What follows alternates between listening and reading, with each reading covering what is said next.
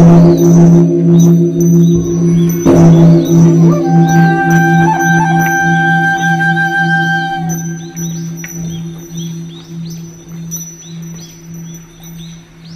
17th century Japan, the great haiku poet Basho wrote, "Do not seek to follow in the footsteps of the men of old. Seek what they sought." He was born into an already ancient culture where both Shinto and Buddhist philosophies permeated his world.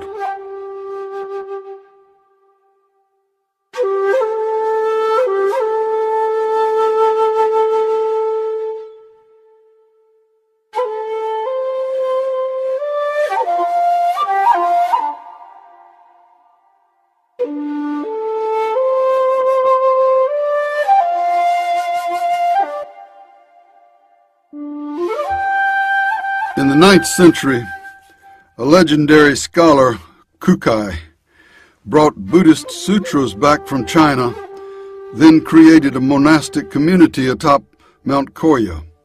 He went on to create a magical perimeter around the island of Shikoku, composed of 88 temples. This 800-mile-long chain of temples is now a well-established pilgrimage tradition.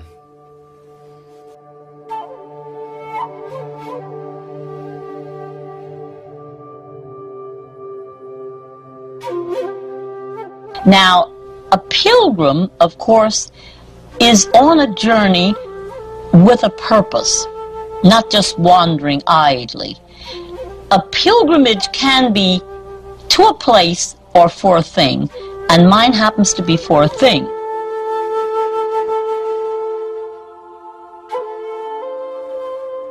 This documentary was born toward the end of the Shikoku pilgrimage after more than 3 decades of training in Japan. It was inspired by a Zen tradition that understands the importance of emptiness and the power of paradox. In this tradition, riddle is used as a vehicle of the mind. After 30 years of living in Japan, I decided to undertake a 1,300-kilometer pilgrimage, the traditional Buddhist pilgrimage around the island of Shikoku. I suppose I hoped that it would be a kind of a magic pill that would give me some kind of inner understanding, harmony maybe, peace. But that really wasn't the result. I ended up more keenly aware than ever that the world around us is spiraling into chaos. It came to me during the pilgrimage that perhaps all of these global problems that we're now facing represent some kind of a gigantic riddle that is for all of us on earth to solve right now.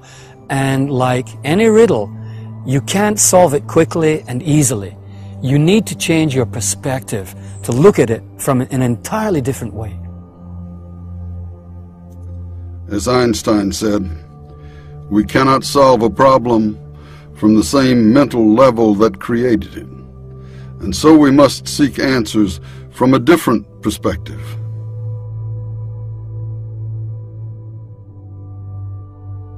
To answer any riddle, we do have to change our perspective. And so I set out on a much more wide-ranging pilgrimage in order to gain an individual, a personal understanding about this riddle, which would hopefully help me to deal with the increasing peril that we see all around us in the world today.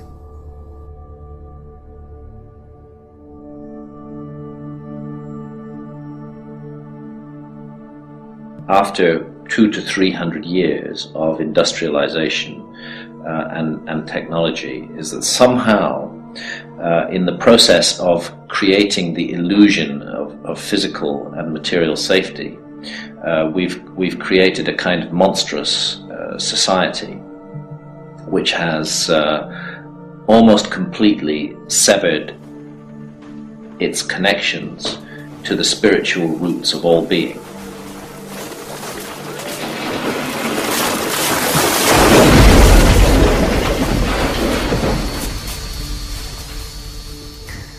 The pilgrimage in Shikoku left me with a strong feeling that perhaps what we really need most of all is an evolution, both at the individual and at the collective level, without which it might be very difficult for us to actually proceed at all.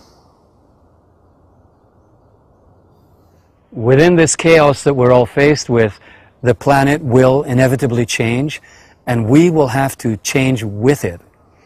This demands of all of us an inner journey. Who best represents such an inner journey but the pilgrim?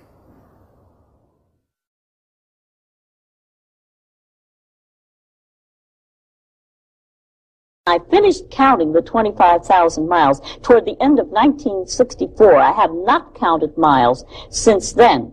However, I will say that the real turning point in my life came 15 years prior to that, about 43 years ago, when I came out of my empty life of money and things and began to live to give instead of to get. Oh, it was just the most wonderful change in my life. My life just blossomed out. Long after I had finished the physical growing up and I had finished the mental growing up, I began the spiritual growing up, which takes you from the self-centered life into the life where you see yourself in proper perspective as part of the whole and work for the good of the whole. It was doing that growing and finding inner peace that prepared me for the pilgrimage that I walk today. And the attitude of pilgrim is that all conditions, all situations, all encounters are there as a learning opportunity. There are no encounters, no hardships, no difficulties to be avoided or discarded or be afraid of. All opportunities, negative or positive, comfortable or uncomfortable, present themselves as an opportunity for self-realization, opportunity for learning, an opportunity for self-purification, and opportunity for the strengthening of the soul, the strengthening of the spirit, because only through rough and difficulties and hardships that you develop your character.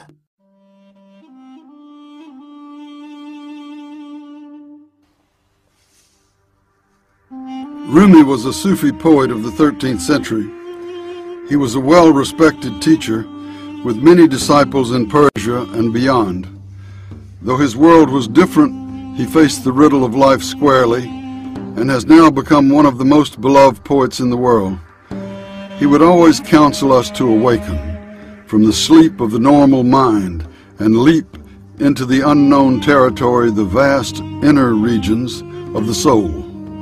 Faced as we are now by global breakdown in every sector, his voice from the past is as relevant today as it has ever been. Keep walking, though there's no place to get to. Don't try to see through the distances. That's not for human beings. Move within, but don't move the way fear makes you move.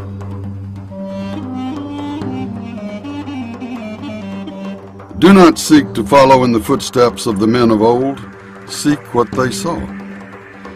In our times, pilgrimage may still be a valid way of seeking what they sought, and if there is one place on the planet that epitomizes that, it is surely the Holy Land.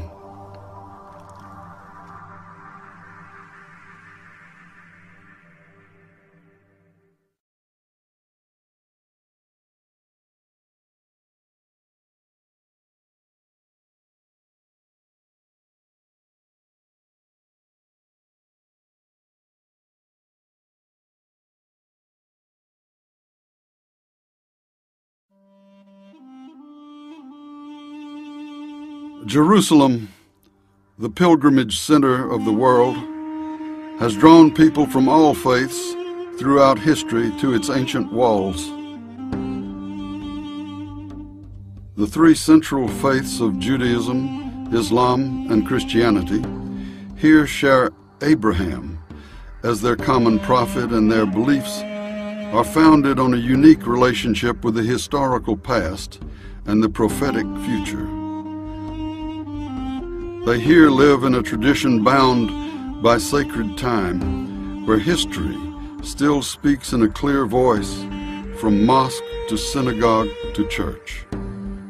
Their roots were surely in the desert. Much of our modern world is moved by what happened in that desert long ago, whether we like it or not.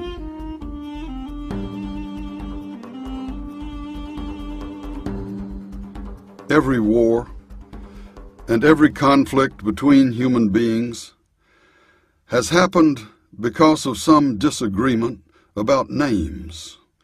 It is such an unnecessary foolishness, because just beyond the arguing, there is a long table of companionship set and waiting for us to sit down. What is praised is one, so the praise is one too. Many jugs being poured into a huge basin. All religions, all this singing, one song. The differences are just illusion and vanity. Sunlight looks slightly different on this wall than it does on that wall, and a lot different on this other one, but it is still one light. We have borrowed these clothes, these time and space personalities, from a light, and when we praise, we are pouring them back in.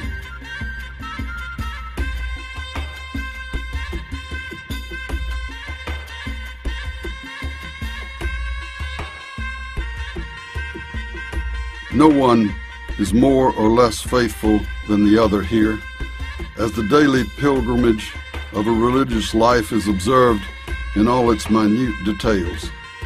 Historical places have become sacred places through the devotion of centuries, like so many of the attempts of humanity to live good lives. The pilgrim center of the world is obviously sinking into chaos.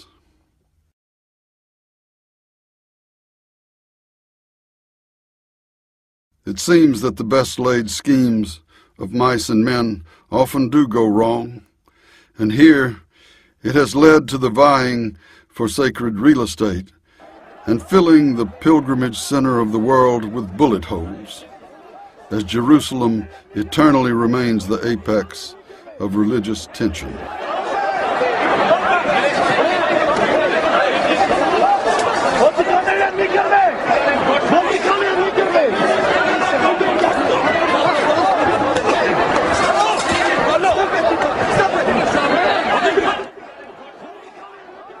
What was once the Holy Land has become a battleground for ownership. There exists a very negative aspect to pilgrimage that we might all want to do without. It is perhaps the attachment to places we deem more holy than others.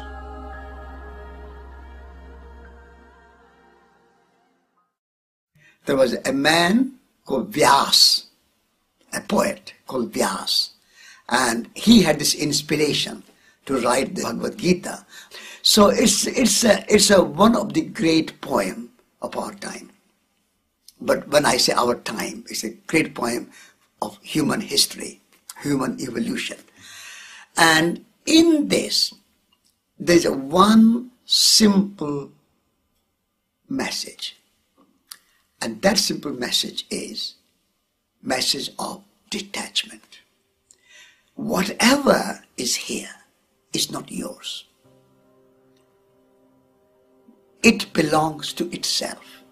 Universe belongs to itself. You belong to the universe. Universe does not belong to you. So all our pain, all our suffering, in this pleasure we take, this is mine. This is my husband. This is my wife. This is my son. This is my daughter. This is my house.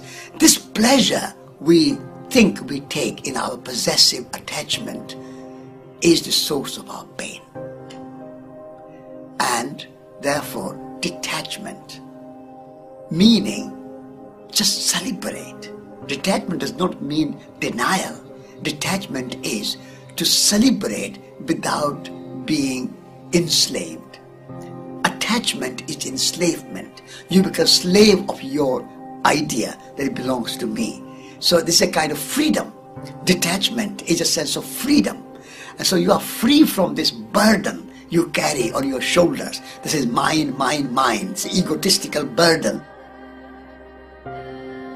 William Blake once said, "He who binds himself to a joy doth the winged life destroy.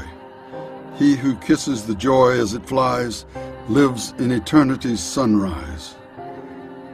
The attitude of a pilgrim is never to get stuck to one lifestyle, place, person, or object. Keep moving, keep evolving, and embrace fully the sacred dance of life.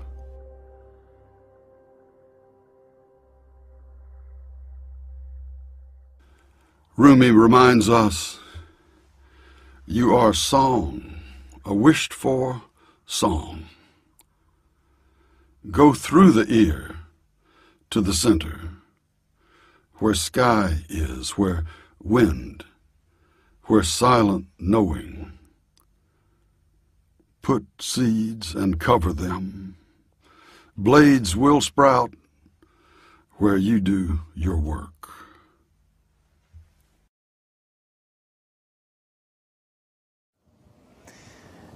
The pilgrimage tradition to Jerusalem and to Israel in general has been going on for thousands and thousands of years.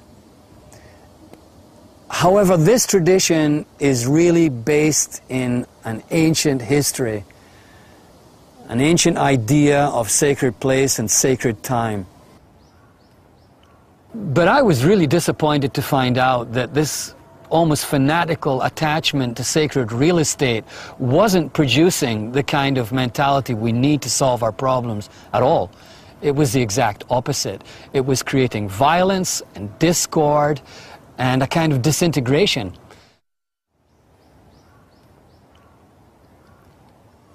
I expected to find out more about the heart of a pilgrim here, but actually it seems to me that in Israel the pilgrim mode is not working at all. It's actually creating a lot more problems than it's solving. So once again, there wasn't an answer here. It just led to more questions.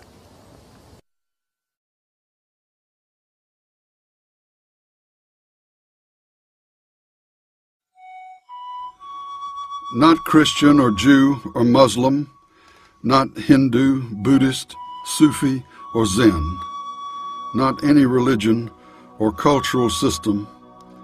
I am not from the East or the West, not out of the ocean or up from the ground, not natural or ethereal, not composed of elements at all. I do not exist, am not an entity in this world or the next, did not descend from Adam and Eve or any origin story. My place is the placeless, a trace of the traceless, neither body or soul. I belong to the beloved, have seen the two worlds as one, and that one call to and know, first, last, outer, inner, only that breath, breathing, human being.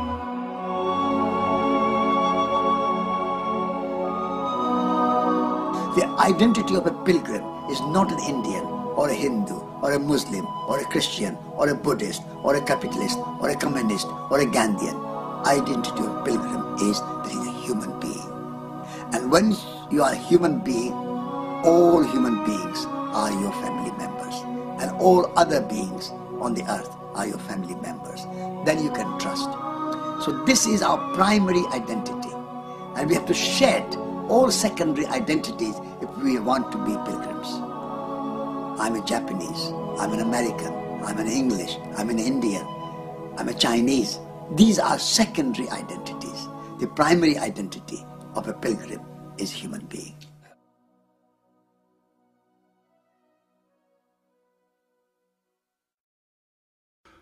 Perhaps if we more closely identified ourselves simply as human beings, we would not see the separation and bloodshed that we see the world over, even in the most highly regarded sacred places.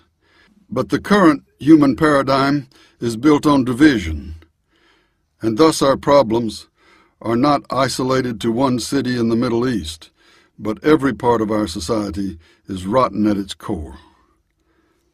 This is beginning to show as world economies are collapsing around us.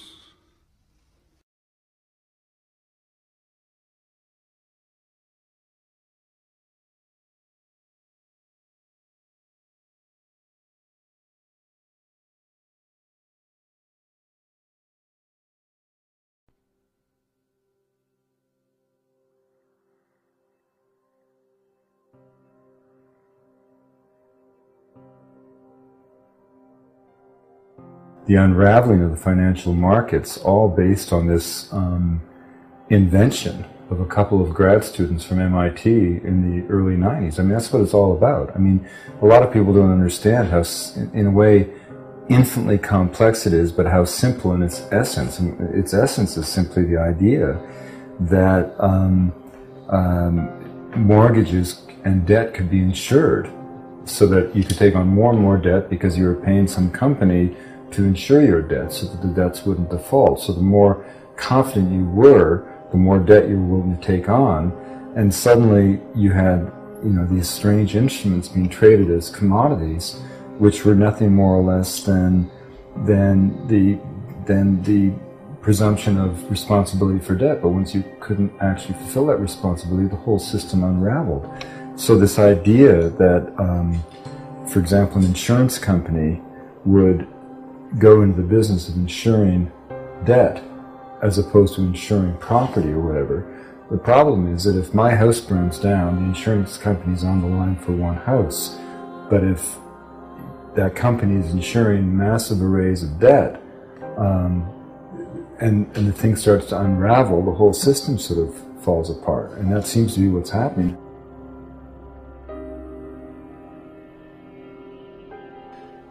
It's not just war in the Middle East. It's not just financial collapse. We live in a fatally flawed system that clearly cannot solve any of the problems that face it, whether politically, religiously, or economically. The riddle is thus compounded. In the face of mounting global problems, the best solutions our current system can produce resound around the idea of cut and reduce, but will it cut it? We're on a failed system program because we're not facing the inner reality of the global disease. Any amount of work attacking symptoms of a deeply rooted problem just continues a battle that cannot be won. Kyoto protocols and economic bailouts do not fix anything. Maybe we need to cut the fix.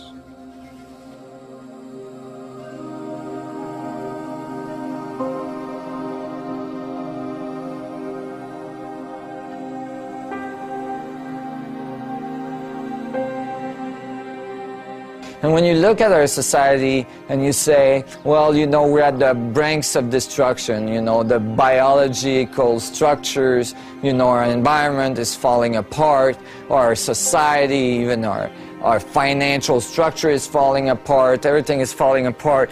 Well, it's falling apart because it's what we've been feeding to the vacuum. We've been feeding to the structure of space, destructive, separative, non-harmonious ways of being. And so the result is that our reality is expressing exactly that. It's falling apart. But all we need to do is actually start to realize, oh, this is not the reality we want to produce. and start to move towards harmony, collaboration, support of each other, and you know, that possibility is present at any moment.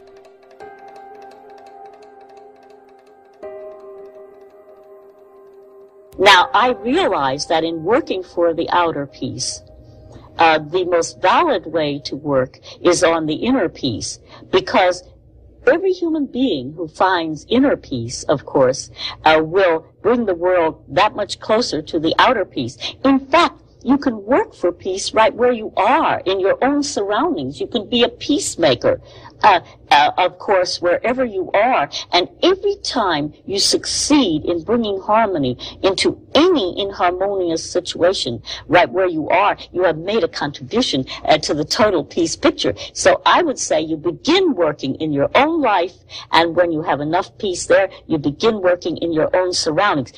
Now, you also need a path of service, something you do to help somebody, because in this world you're given as you give. It is clear for all to see the truth behind the old expression, you reap what you sow. But how can we really make things better? How can we correct this attitude of no gratitude? Ecology should come before economy. And if not before, at least ecology and economy should go together, like walking on two legs. If you walk on one leg, just economy, you will be limping. So at the moment, our society, our civilization, our world is limping because we have no understanding of ecology. And therefore, we are creating economy in such a way which is causing mess, causing global warming, causing climate change, causing world hunger, world poverty, all the and a kind of psychological distress and unhappiness. That is because we have disconnected economy from ecology.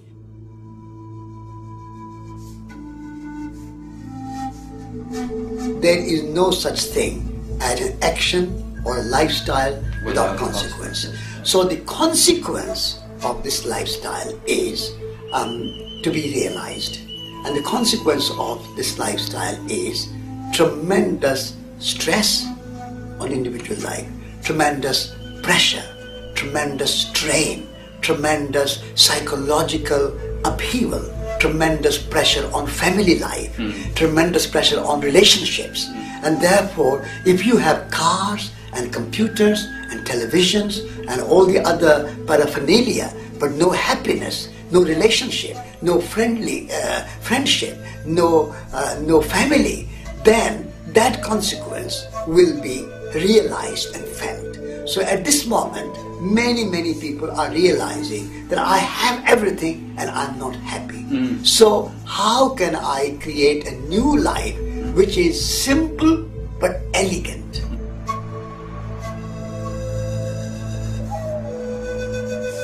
The backbone of human life is good relationship. Good relationship with yourself, good relationship with your fellow human beings, whether it's your beloved person of your life, or your children, or your mother, your father, your neighbors, your friends, and the good relationship with the land, with the animals, with the trees, and the beauty of the place where you. So only through relationship that you can find that sense of fulfillment and joy and happiness. And that consequence of materialistic, acquisitive, consumerist lifestyle that we have, the consequence is gross unhappiness.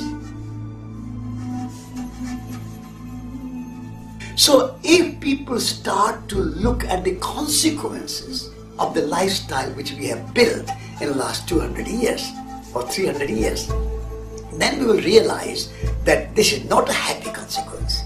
And therefore we need to redesign the world. And redesign the world requires a new consciousness.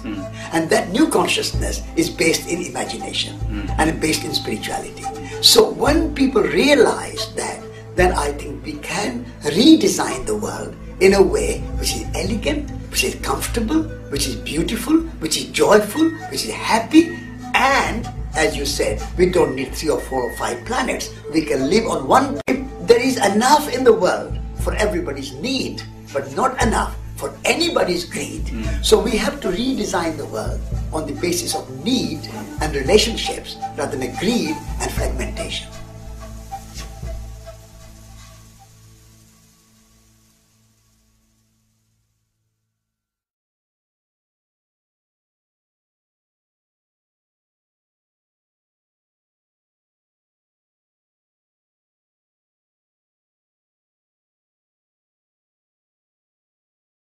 Well, I think the human race is reaching a very important moment, a point of culmination, and that's why in my work I call it the crossing of the event horizon. We're at this very important moment in our evolution where we have a choice. We can self-destruct, we can continue to do what we have been doing, which is based in competition, in war, in scarcity, or we can learn very important lessons. We can develop new understandings of our universe, realize the connectivity of all things, realize the structure of the vacuum, how we came to be, what is our relationship to the universe. All that is available to us. And so it's a choice we have to make. We're at this crossroad.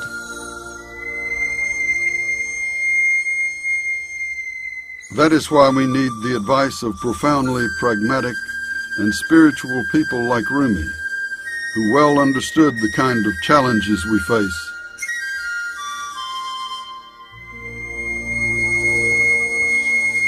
Why does the soul not fly when it hears the call? Why does the fish, gasping on land but near the water, not move back into the sea? What keeps us from joining the dance the dust particles do? Look at their subtle motions in sunlight. We are out of our cages, with our wings spread, yet we do not lift off. We keep collecting rocks and broken bits of pottery, like children pretending they are merchants. We should split the sack of this culture and stick our heads out.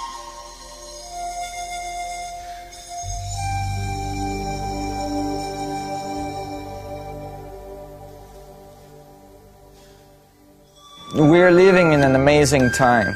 I think we've reached a certain level of awareness and a certain level of science and philosophy in which we're reaching for a new horizon. We're reaching for a new way of being.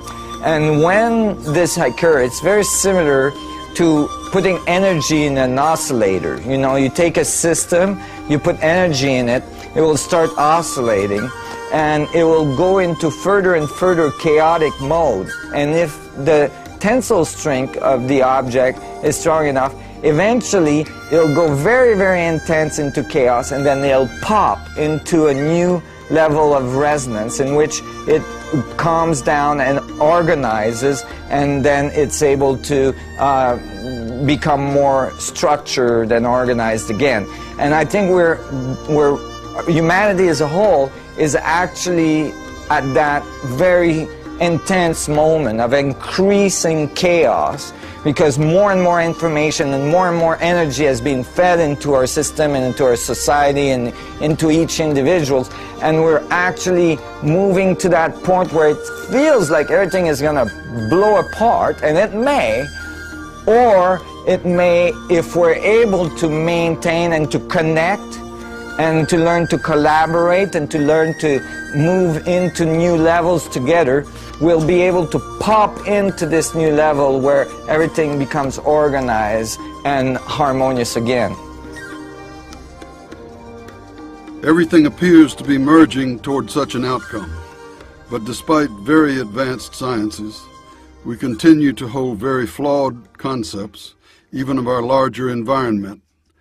But as with our approach to religion, cultural differences, economics, and environment, we have been doing everything on the wrong paradigm, which is failing us at a very deep level. we keep visualizing, and we teach this in schools to all the children, that the solar system has the sun in the middle and planets going in circles around it like this. And I mean, in my school, we even had a little device where you had the sun in the middle and you could turn the little thing on the bottom, and the planets would go around. And you know, is this true? No, absolutely not. In fact, thinking of the solar system this way is equivalent to thinking the Earth is flat. The sun is moving at thousands of miles per second through space, and our planets are following, producing a huge elliptical coil in space. And year after year, we do not trace the same circle in space. We're actually thousands and thousands and millions of miles from where we were the year before. So to think of our solar system as some flat structure that's stationary is again the result of isolating a system and trying to analyze it. And typically when you do so, you get the wrong data. As soon as you open the system and you realize the solar system is inside the galaxy and moving through space, then you realize that actually we're making a pilgrimage, literally, through space as we evolve. And you could even think of it in the concept of a vacuum structure, that we are embedding all of our evolution on the structure of the vacuum as we move through that great spiral we're producing through space. Every single individual on our planet producing that very specific spiral in space, and we could follow it back for any individual all the way back to when they were in the womb of their mother, which connects their spiral with their mother's spiral, and then follow that back and again and again and again. And that is the continuity of the information inside the gene structure of our evolution through space. And now we get a much more complete view of the structure of the mechanics of our evolution. The earth is on a pilgrimage, and therefore all of us are on a pilgrimage. Once we awaken to this fact, we can all start doing the self-corrective work that any pilgrimage requires and begin programming positive evolution for the journey ahead. If not, we inevitably face our own destruction. Business as usual is no longer an option.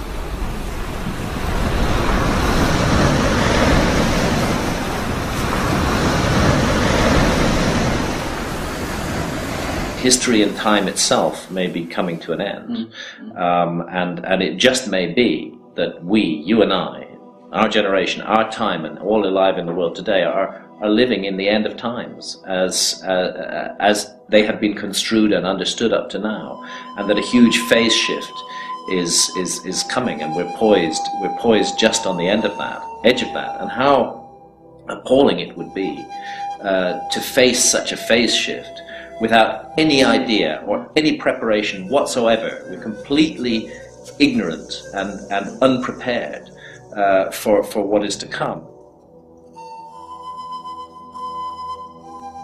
The end of a cocoon does not mean the death of the moth. This is extremely important to hold in mind when we discuss the taboo of end times. It is surely because we cling to the shell that has held us this long that we are in denial about the inevitable metamorphosis.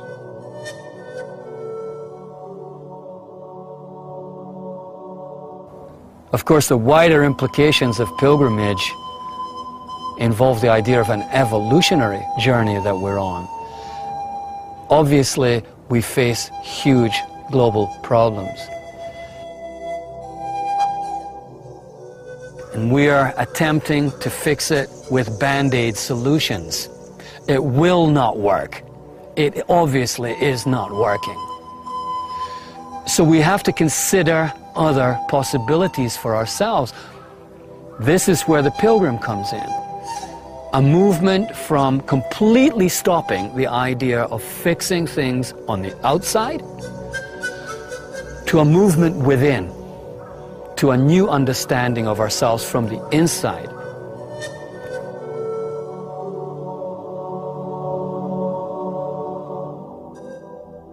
Even world leadership seems to be aware of the fact that we're just putting band-aids on the problems here that we're facing.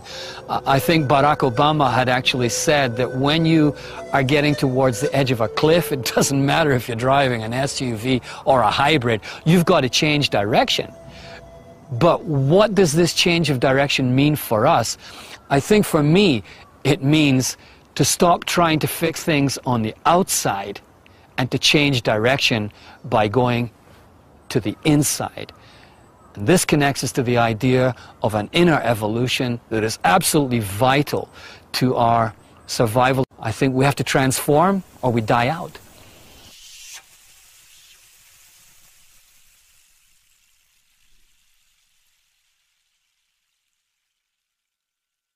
Now, my subject is really human potential. Most people only scratch the surface of their real potential. They have no idea what they're capable of. I have no visible means of support. This is part of a pilgrimage. I haven't got any money, and I don't even accept any money, and I don't belong to any organization, and I don't own anything except what you see. This is me and my only earthly possession sitting in this chair. I walk until given shelter, fast until given food. I don't even ask. It's given without asking. You know, people are good. There's a spark of good in everybody, no matter how deeply it may be buried. But where can we find role models today who still understand the far greater responsibilities of a 21st century Earth pilgrim?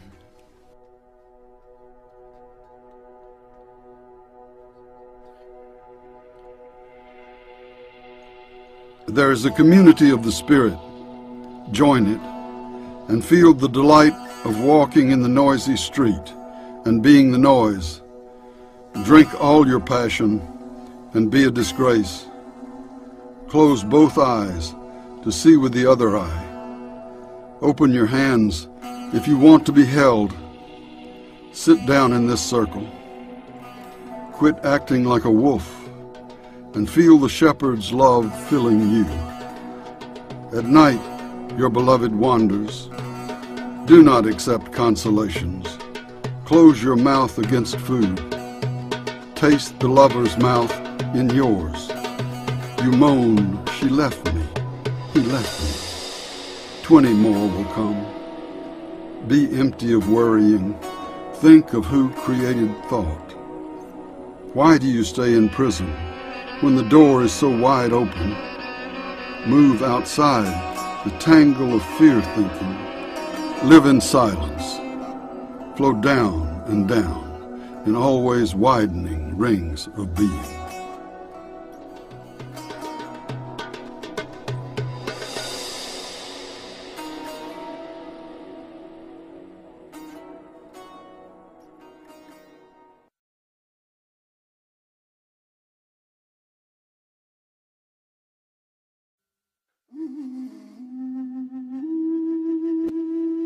There are still people all over the world who inherently understand how we humans should be in relationship to our environment, and who have kept alive an attitude of gratitude toward Earth and its entire living library.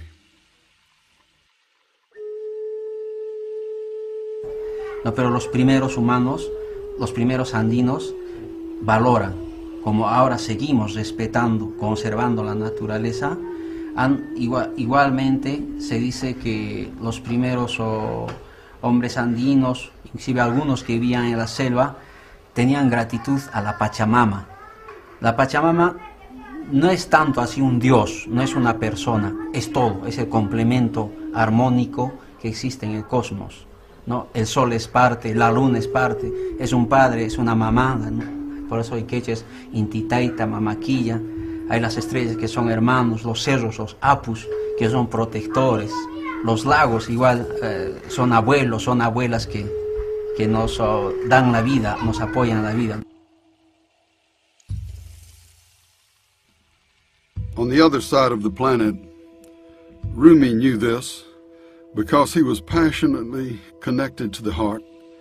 He reminds us constantly that it is there we must look for answers. What is the heart? It is not human, and it is not imaginary. I call it you. Stately bird, who one moment combines with this world, and the next passes through the boundary to the unseen. The soul cannot find you because you are the soul's wings. How it moves. Eyes cannot see you. You are the source of light. You are the one thing repentance will not repent, nor news report. Spring comes. One seed refuses to germinate and start being a tree. One poor piece of wood blackens but will not catch fire.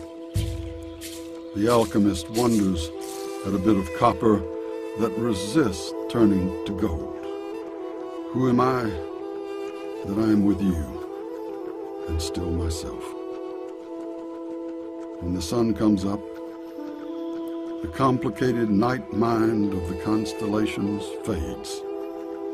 Snow forms do not last through July.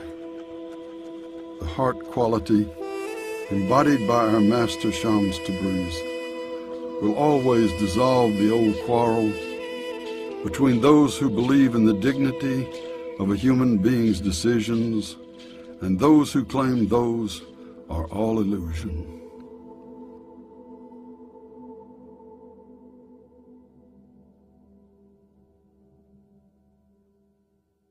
If you go back to, for example, the ancient Egyptian religious tradition, their whole concern really was with preparation for the afterlife. That's right.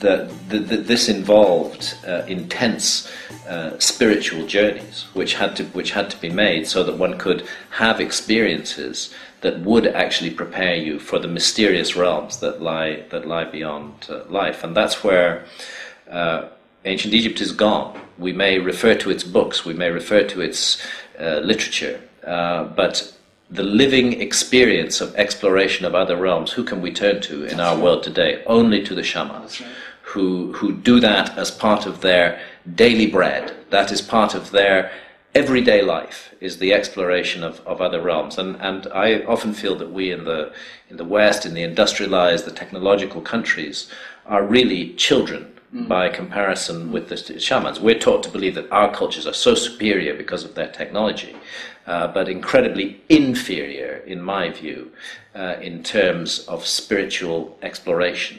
And if we really want to be pilgrims in the truest of senses, then we need to listen to what the shamans have to teach us. Huele medicina, huele medicina, huele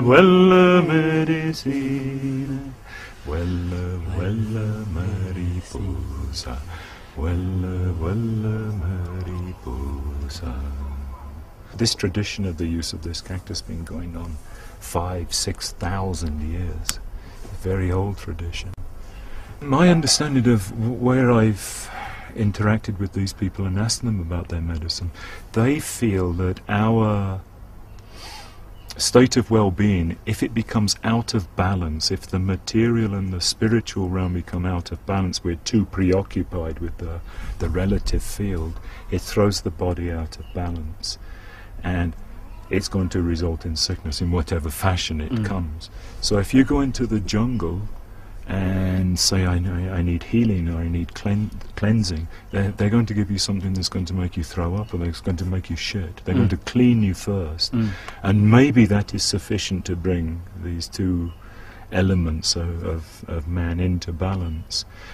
And you go down to those shamans and you start talking about these as being drugs, and you're going to get a mouthful from these boys. It's like this is some kind of mental conditioning from your world, but this is a plant of this world, the new world, and this is a sacred medicine. It's to be treated as such. It's to be regarded as such. And so as we're preparing the medicine and putting it in the pot and boiling it up for hours, it's important that we put our own good intentions for good and responsible use of this, because we are the current day tenants or adherents or making use of this tradition. Let us honor it fully.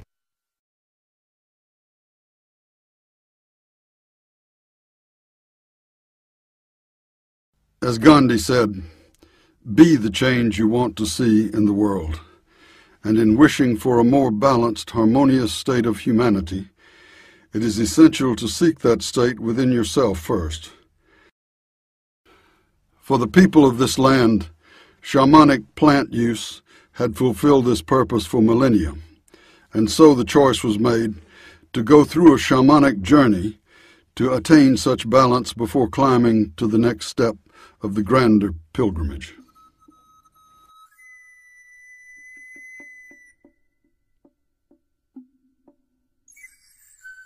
And like any journey, even a physical journey in this world, we must prepare ourselves for it well. And we must seek the advice of those who've perhaps trodden that path before, because they will have something to tell us, and it would be very arrogant and stupid of us not to listen to what they've had to say. But that done, and all the preparations made, we should make the journey. I believe we should make the journey. This is part of what we've been offered, the giant potential that we've been offered as human beings. We shouldn't turn our backs on it, no matter the risks or the dangers. In a deserted pre-Columbian sanctuary in the sacred valley of the Incas, pilgrims would do ceremony using the revered cactus washuma to maintain their balance and connection with Pachamama.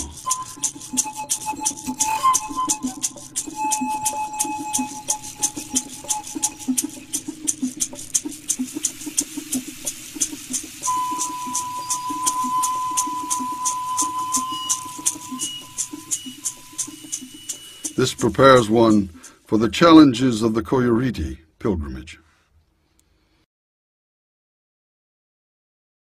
En esta fecha de la visita, que para muchos también lo llaman peregrinación a Coyoriti, es nomás una forma de honrar, de agradecer a la vida, a la naturaleza, porque justamente ahí hay un elemento de sustento que nos da la vida a toda la humanidad y a todos los seres, pienso, en el planeta, que es el agua. Cuando uno quiere buscar su etimología, como dicen siempre, es Koyur Riti, dos palabras quechos. Koyur mayormente se denomina a una estrella muy fuerte, con luz muy fuerte, pero también quiere decir perpetuo, ¿no? Entonces, Riti es nevado, nieve. Entonces, y Apu es la nominación que se le da de respeto a una montaña, se le hace sagrado. Apu Coyoriti, montaña de luz o montaña perpetua y sagrada. Ahí es donde van todos desde hace mucho tiempo, ¿no?, a honrar a nuestros ancestros, a la vida, al agua, un agradecimiento a un elemento tan importante que en estos tiempos está desapareciendo.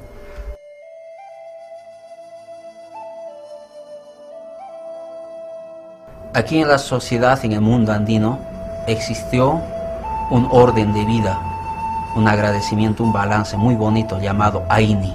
Aini, ¿no? El Aini es saber ayudarnos, saber compartir, ¿no? Brindar tu vida, sacrificar tu vida uno y otro. Y eso es, por ejemplo, lo que hace el agua. Su propia existencia está matándose incluso, ¿no?, por mucha gente que no es consciente que la naturaleza es tan sagrada. La Pachamama es tan importante para la vida. Los llamados también como recursos naturales para los que piensan en la industrialización, en el desarrollo, pero no la respetan, ¿no? Están extrayendo, están destruyendo, hay un descontrol, una desmedida explotación. Entonces nosotros, es como decir, el Apu, la Pachamama está sufriendo, está siendo destruido, y siento yo cuando voy ir y decirle, no, yo te ayudo en tu dolor, ¿Por qué? Porque yo sí te reconozco que tú das a la humanidad mucho, con tu agua, con tu protección, con tu vida, con tu luz, con tu transparencia, ¿no? Y entonces, esa es la forma del Aini para nosotros. You know, southern Peru exemplifies this. You know, that the notion that the earth is animate and alive is not a metaphor. People literally believe that the earth is alive, responsive to the human aspiration, even as a human destiny is wrapped up in a reciprocal relationship that implies obligations to the earth itself. So that every community in the Andes is dominated by a sacred mountain known as an Apu. And as long as you're in the shadow of that Apu, it will direct in some way your destiny. Now, this is not that esoteric a notion in the landscape in which the mountains quite literally create the weather. In an agricultural civilization and a set of communities in which hail can wipe out a crop in 15 minutes.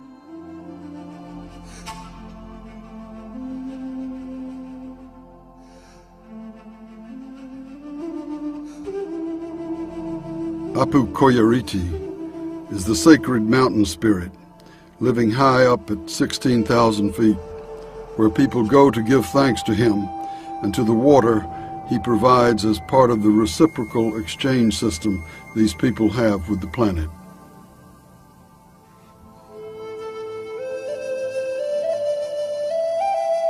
The key to any pilgrimage, in whatever shape or form, you don't have to be on a mountain, you don't have to be in Peru, you could be walking to your workplace, going to your dance hall. I mean, once you understand what the pilgrim encompasses, and you understand that we can only ever take one step at a time. You can't take two or three. And by only taking one step at a time, doesn't matter how tired you are, doesn't matter how depressed you are, doesn't matter how whatever you are. If you can just do the one, you can do the other. And if you can do the other, you can do the next one. And I don't know how high we are now, but yeah, it's getting pretty thin.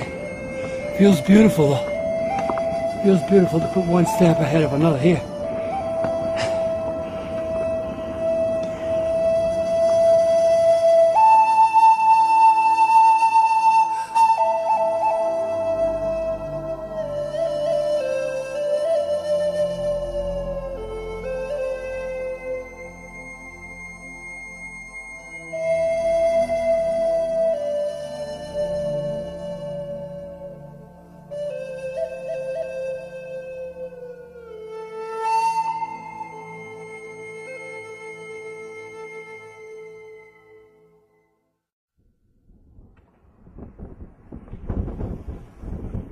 There it is.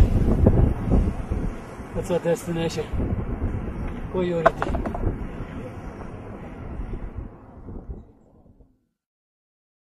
Each year, 60,000 pilgrims gather here in the sacred valley of the Sinacara, cradled by the three tongues of the great glacier.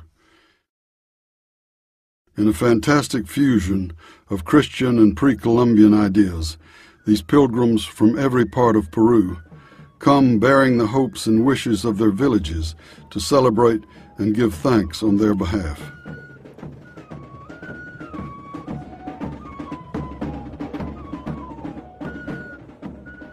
It's 6:35, morning of the 20th of May, and this is the penultimate moment is approaching when the rays of the sun, the first rays of the sun, will strike the cross up on the ice field where we're about to walk. So let's go.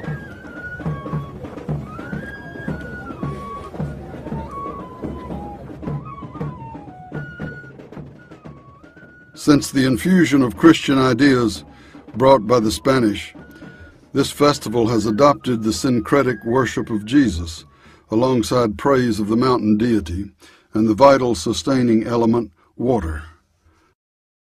But throughout its history, nothing has changed the basic core attitude of reverence and respect for nature and the unseen world.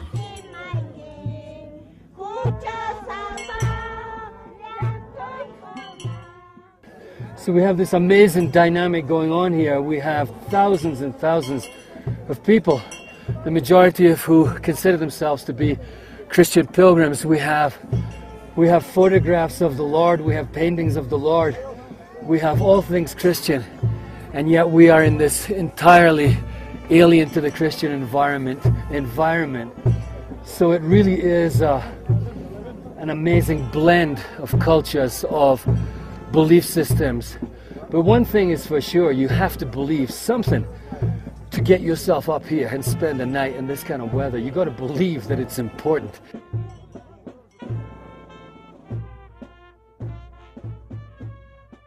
Relying on only the most basic necessities, these simple, hardy people embrace the severe conditions of high altitude, many of whom wear only sandals made of tires. They transmute themselves through this challenging situation to complete the central metaphor of going into the mountain as an individual, but through suffering and through sacrifice, emerging as a community that has once again reaffirmed its sense of place on the planet.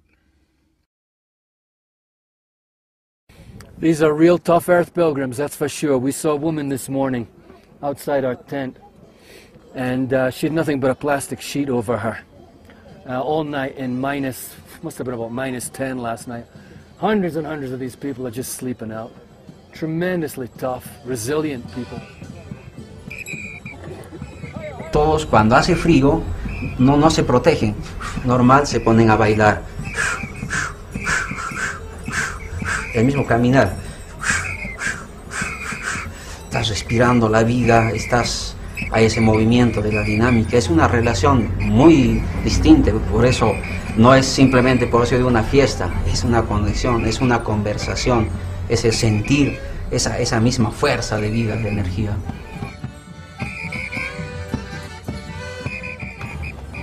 The concept of our journey, the Earth Pilgrim's journey, is closely related to the idea that our entire planet, Earth, seems to be preparing to go through her own, perhaps dark night, her own shivering night, her night of hyperventilation. I feel many changes coming to our planet. But when I see these people here who can survive on so little, with so much power and so much dignity and so much peace, there is no feeling here. Everybody's going through difficulties, not just me. People who've taken their families up here, babies who may be sick, people who don't have enough to eat, have come up here against all odds to celebrate life, to celebrate this beautiful planet, this incredible, astonishing place.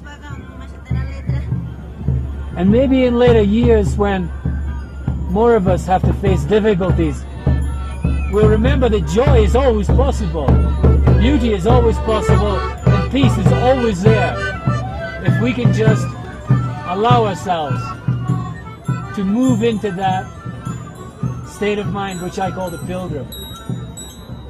If we can all get a little hint of that from these fantastic people, just a hint, it may help us all in the days ahead.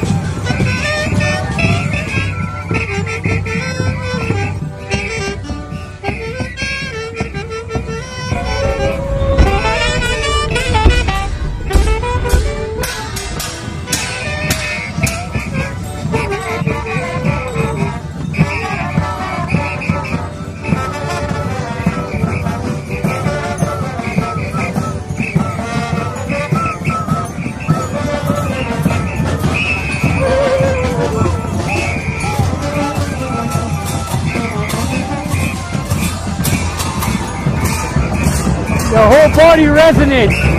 The whole body resonates. The whole mountain resonates. I can feel it in every cell.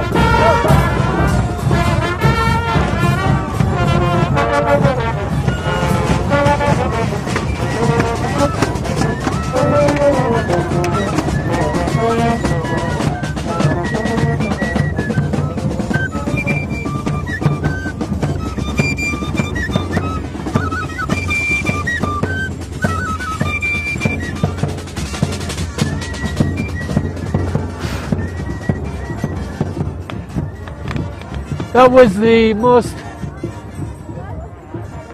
astonishing gathering of human energy, power and beauty, color, celebration, awe, a spectacular revelation of human creativity and joy. I don't know what you can say about this. What we experienced with Schumann was something incredible, but here it was produced by the energy of the human heart. That's where it gets you, right here.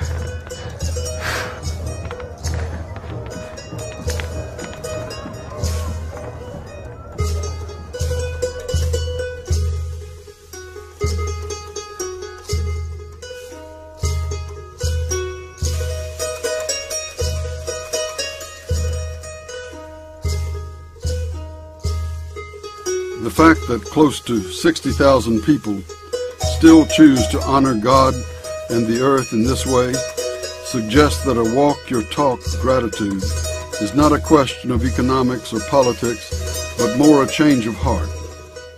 If you really believed that receiving sustenance depended on expressing thanks to the environment, then perhaps you would dance and sing almost until your last breath, knowing that your pilgrimage had meaning and power and made a difference.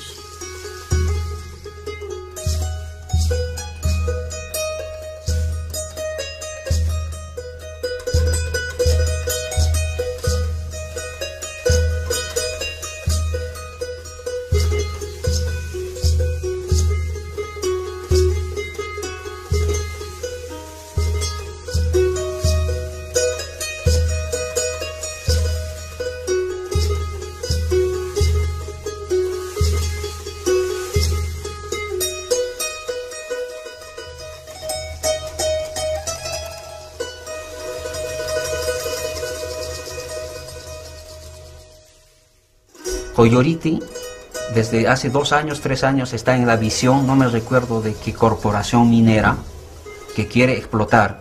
Y hay un proyecto, es destruir toda la montaña, porque hay mucho mineral ahí. The thing that I notice so often is that indigenous people, when they become aware of these changes, they feel a personal responsibility. And this is one of the great tragedies. I mean, for example, you know, when people in the Himalaya or in the Andes who believe the earth is alive, believe in mountain deities, if things go askew, they take it very personally. I mean, one of the most kind of poignant examples of that is what you experienced at the Coyoriti. I mean, traditionally, of course, the Coyoriti is this syncretic fusion of pre-Columbian and Catholic ideas, a perfect expression of this pan-Indian world, which, you know, is as influenced by Catholicism as it is by pre-Columbian, Incaic and pre-Incaic ideas. But pilgrimage becomes a sacred movement to the ice, so that this wonderful metaphor of taking the crosses from your community, placing them into the tongues of the glacier that comes down over the Sinicara Valley, leaving them overnight to empower them that you can take it back to your community. But remember as well that traditionally you also brought chunks of ice back to your community. And they've stopped doing that because they're witnessing the recession of the glaciers, and they take it as their own personal responsibility and fault. And that's very moving because, of course, the trivial amount of ice that was chipped from those glaciers and brought home as the essence of Pachamama to those who couldn't participate in the pilgrimage is trivial compared to what, of course, is really happening, is this recession of the glaciers.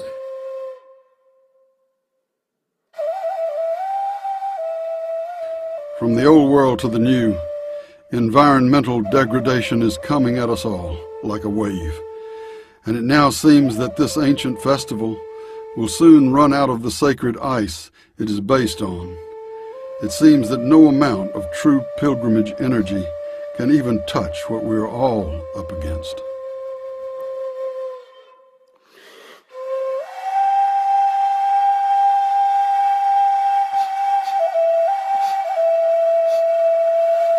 Genocide, the physical extermination of a people, is universally condemned, but ethnocide, which in a sense is the destruction, either directly or indirectly, of a people's way of life, is not only not condemned in many circles, it's still promoted as development policy, you know. And again, you know, none of us in anthropology would be suggesting, you know, freezing people in time, you know, like some kind of biological specimen, making zoological parks of the imagination. You know, there's this, you know, change is no threat to culture. You know, all cultures have always been dancing with new possibilities for life. And technology is no threat to culture. I mean, the internet, in fact, is a tremendously liberating tool. It's become the kind of global campfire for empowerment.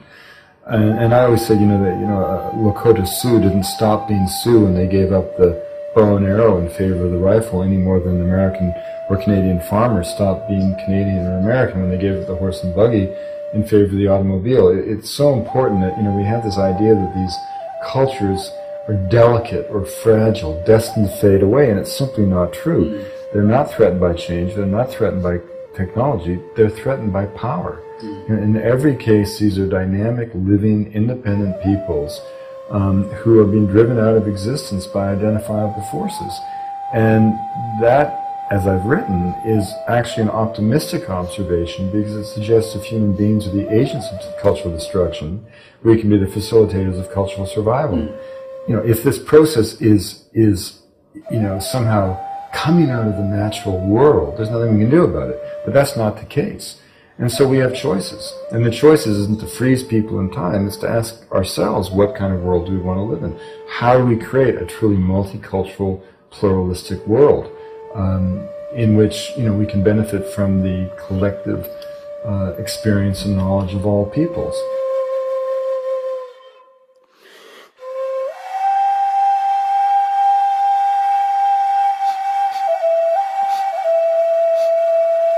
When a species literally begins to decimate the very essence of its survival options, then surely this must give us pause to consider the profound severity of our collective situation. Since we continue to do this apparently without compunction, it suggests either species-wide madness or something entirely different, something we may not have seen coming.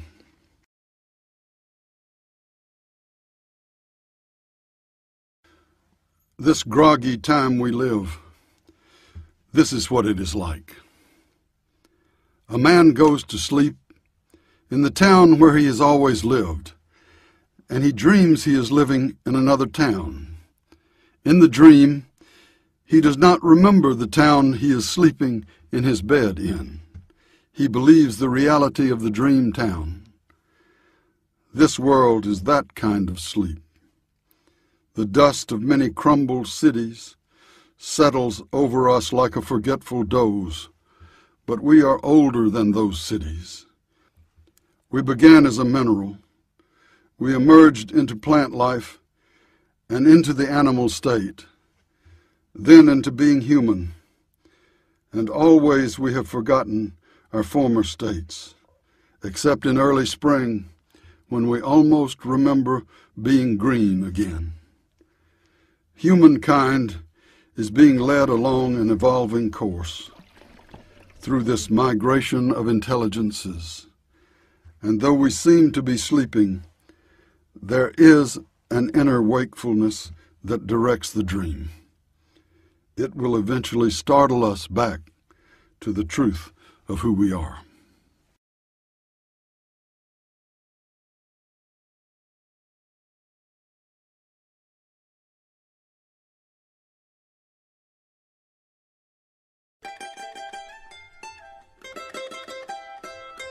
This journey began with a riddle, one that perhaps the art of pilgrimage could teach us something of value about. The riddle is not answered in words, but in a change of attitude, an inner and outer movement toward sustainably sincere gratitude. The earth pilgrims we must become, embrace all these changes with enormous hearts.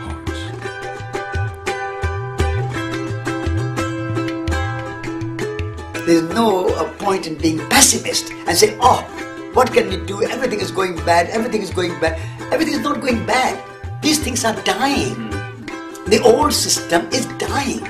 So do not worry. Do not moan about it. Celebrate the death of the old system. If it's collapsing, let it collapse. If it is dying, let it die. Our job is to be midwife of the new system and create new kind of agriculture, new kind of craftsmanship, new kind of education, new kind of schools and universities, so that when this old, exploitative, wasteful, materialistic, dualistic paradigm comes to an end and dies, we are not left at sea without any direction. So we need to work at this moment to create new examples. And in many ways, I would argue that in essence, human beings are remarkably similar. It's just that our worldview became a kind of extreme tangent of human possibilities, the consequences of which have been both sublime and catastrophic. But the only thing that's going to curtail this hell-bent for destruction path that we clearly are on at some level is if we can use our intelligence and intellectual ingenuity to shift this current of history.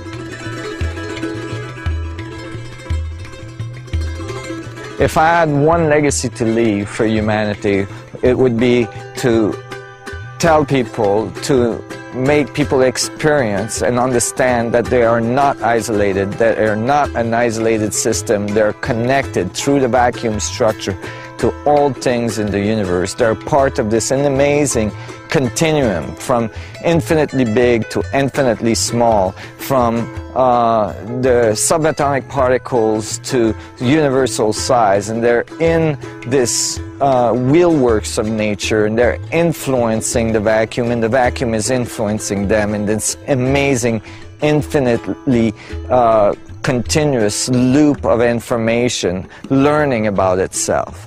And so from that point, the people need to feel their power, feel their connection to the universe, and apply this power and this connection to their understanding of technology and physics and science in general, and transform our world.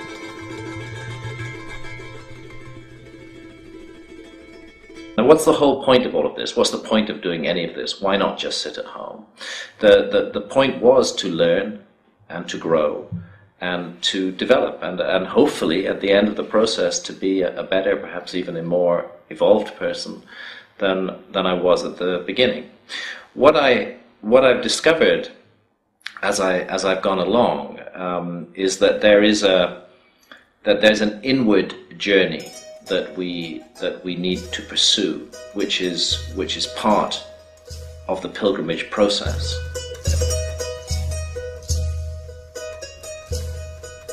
Since we've come here to make this movie, I think all of us have been reawakened to the fact that we actually live on a very mysterious and magical planet.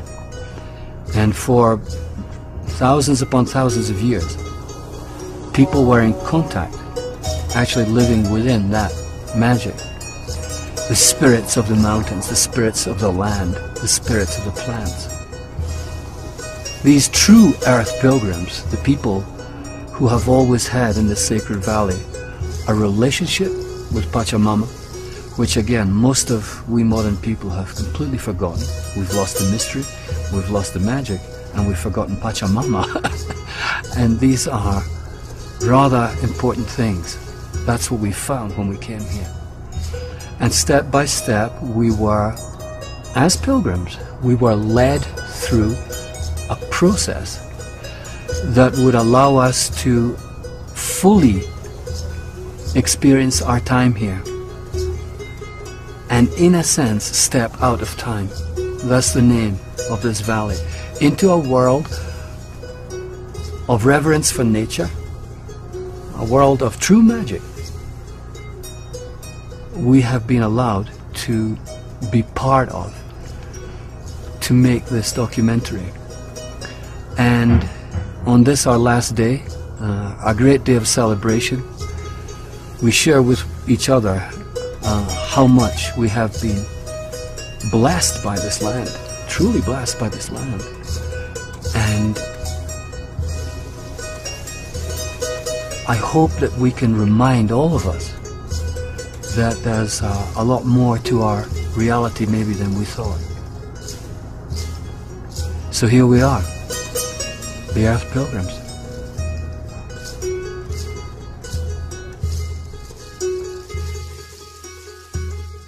This is the sacred place, and we are all here pilgrims. And we become pilgrims by realizing that we are pilgrims. There is nothing else that we need to do. We don't have to go for training. We don't have to go to university. We don't have to read books. We just have to realize, the moment we realize we are pilgrim, we are pilgrim. That's all there is. It's a simple, very, very simple message. So we are all pilgrims, and I am an earth pilgrim.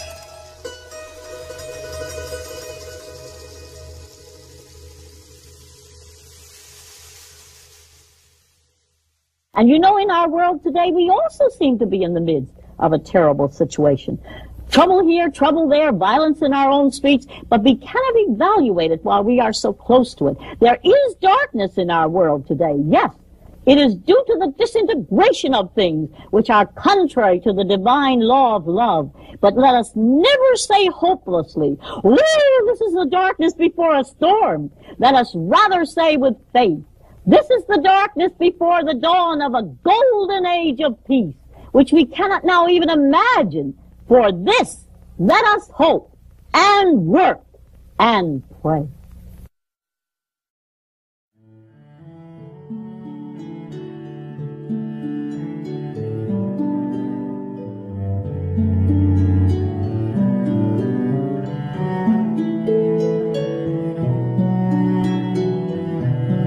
Little by little, wean yourself.